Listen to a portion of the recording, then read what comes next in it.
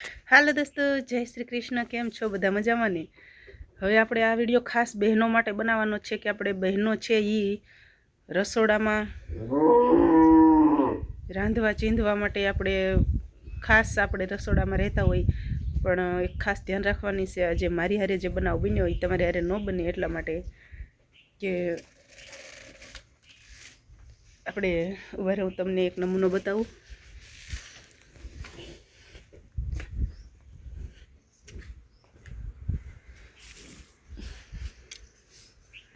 હવે આ હાણસી છે, આ લોખંડની આવે, આ લોખંડની હાણસી આવે અને આ એટલી મજબૂત આવે ને કે આનાથી કદાચ આપણે 10 કિલો વજન પકડવીને તોય આને વણાઈ નથી જતી. આ જેમ નામ છે એમનામ મજબૂત રહેશે. આનાથી 10 કિલો વજન પણ આપણે ઉપાડી શકીએ છીએ. પણ આજે અમારે હારે બન્યું એવું કે આ હાણસી અમારી હાજરીમાં નહોતી અને ગરમ દાળ બાફી હતી. મેં આજે લાઈવમાં તમે જોતા હતા, મેં દાળ બાફી હતી અને વઘારી હતી ને, તો આ હાણસી અત્યારે હાજરમાં નહોતી એટલે મેં આ હાણસીથી દાળ લીધી. આ સ્ટીલની હાણસી છે અને તમે જુઓ આ વાસણ છે એ પકડેલું, આ વાસણ પકડેલું છે. આની અંદર મેં દાળ નાખી, ગરમ દાળ આની અંદર મેં ખાલી કરી ગરવામાં, અને પછી ગરમ દાળામાં ખાલી કરી એટલે આ વાસણ જે છે એ ગરમ થઈ ગયું હોય એટલે પછી મારે વઘાર માટે જ્યારે મારે આની બીજા તપેલામાં વઘારવા માટે નાખવાની થઈને તો મેં આને હાણસીથી પકડ્યું. હવે તમે જોવા હાણસી આ કેવી રીતે વણાઈ ગઈ અને અંદર ફિટ થઈ ગઈ, અને આ જે ગરવો રહ્યો ને એ આખો આ હાણસી વણાઈ ગઈ ને એટલે આખો ગરમ ગરવો ભરેલો હતો ને એ ત્રાહો થઈ ગયો અને એ તો બચી ગઈ. હું ખાલી એક જરીક જ જમણા પગ ઉપર થોડીક દાળ ઢળી, પણ વાંધો બહુ ન આવ્યો.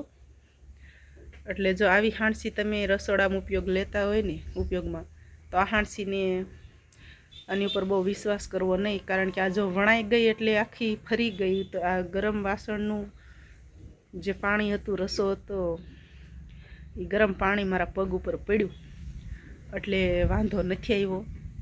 પણ તોય છતાંય કોઈને આવું પોઝિશન ન બને રસોડાની અંદર, એટલા માટે મારે વિડીયો બનાવવો પડ્યો છે. આ તમે જુઓ હાવ ફિટ થઈ ગઈ છે હાણસી અત્યારે આની અંદર છે ને, આ ફીટ ચોટી છે હાણસી, એની રીતે આખી હાણસી ફીટ ચોટી છે. એટલે તમે લોકો બહુ ખાસ કાળજી રાખવી, કારણ કે આપણી ઉપર આખું ઘર હાલતું હોય, બાયું માણસ ઉપર જ આખું ઘર હાલતું હોય. અમુક પુરુષોને રાંધતા આવડતું હોય છે, પણ તોય છતાંય ધ્યાન રાખવું ખૂબ જરૂરી છે. આપણા બાળકો અને આપણું ઘર પરિવાર બધાય આપણી ઉપર નિર્ભર કરતા હોય છે, એટલે આપણે આપણી પોતાની સેફટી ખૂબ જરૂરી છે. આજે મને એમ થયું કે બચી ગઈ એમ. જો મારા પગ ઉપર આ બધું પાણી ઢળ્યું હોત તો શું થતા. તો મેં આમ અચાનકથી નામ હાથ જમણા હાથથી મેં પકડ્યું હતું, એ તો એ અચાનકથી નામ નમ્યું ને, મારે તો લઈને સીધું તપેલામાં જ નાખવાનું હતું વઘાર કરવા તે, પણ સીધું જ નમ્યું એટલે મેં અચાનકથી જ મારો પગ પાછો લઈ લીધો ને હાથને આમ આઘો જવા દીધો. નહીંતર એ જેટલું પાણી નીચે ઢળ્યું ને ગરમ, એ મારા પગ ઉપર જ આવવાનું હતું અને કદાચ આપણે વધારે પણ દાજી એકવી. ભગવાને લાજ રાખી લીધી, કાંઈ વાંધો થયો નથી. તમને હું બતાવું મારું પગ પણ નહીં, તો વળી પાસે એમ થશે કે અરે કેવા બળ્યા હશે. જો બહુ વાંધો નથી આવ્યો, ખાલી આટલું જ બળ્યું હતું. અને અહીંયા નખ હોય એટલે આના હિસાબે આપણને બહુ, એટલે નખના હિસાબે અમે કાંઈ વધારે બળ્યા નહીં અને નથી ક્યાંય વાંધો આવ્યો બહુ. એટલે કોઈએ ખોટી ચિંતા ન કરવી. કરીને કૈલાસબેન કેવું બળ્યા હશો એમ, એટલે આપણે બળ્યા નથી જ તે, અને બળ્યા હોય તો કામ કરીએ ન એકવી, કારણ કે કામ તો આપણે કરવાનું જ હોય. તો સારું હાલો, તો હવે જવું છે મકાઈ વાઢવા. આજો બાય, જય શ્રી કૃષ્ણ, ખુશ રહેજો. અને બધા લોકો બને ત્યાં સુધી પોતપોતાની ખાસ કાળજી રાખજો અને રસોડાની અંદર આવી હાણસીનો ઉપયોગ કરજો. આ હાણસી અમારા જસદણમાં નથી મળતી. જસદણમાં મળે કેવી હાણસી, બે બાજુથી આવું ગોળાઈ હોય ને એવી હાણસી જસદણમાં મળે છે.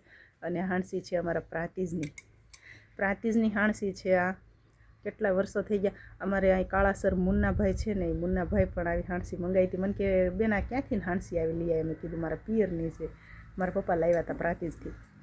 તો એ કે મારી હાટું મંગાવી લેજો ને, તો એમણે 2 હાણસી મંગાવી મુન્નાભાઈએ, અને એમના ઘરે કદાચ આવી હશે, અથવા એમણે પણ, એ બહુ સેવાભાવી છે એટલે કદાચ એમણે કોઈકને ગિફ્ટ પણ કરી હોય, ગિફ્ટ એટલે એમ કે આઈ લો તમે વાપરજો એમ.